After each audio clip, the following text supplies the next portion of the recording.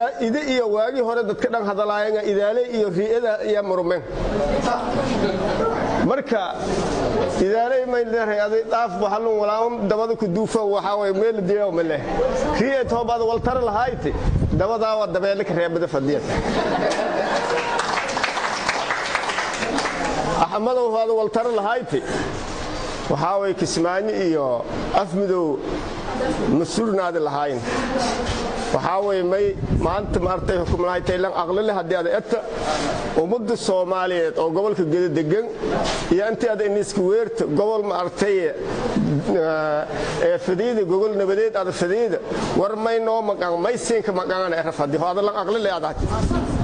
wala aad maartay meelin isheerayso xukuumadda may la taad hadda ku doodasay madaxweynihii oo Soomaali dhan dooratay may la tahay xukun jecel ay isugu dhajinayaan karshiga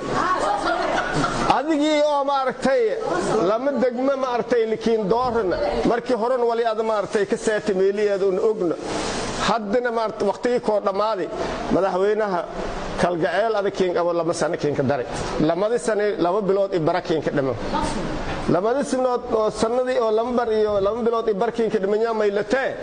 wasiiriyaal magacaaw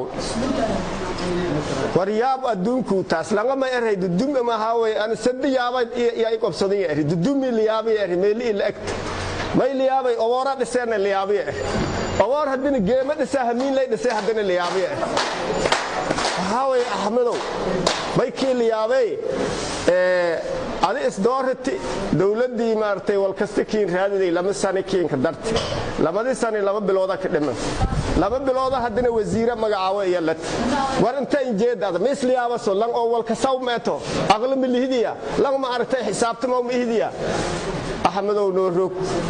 gobolka Gedo noorog naga joog gobolka Gedo waa ku diidnay kuma rabno waa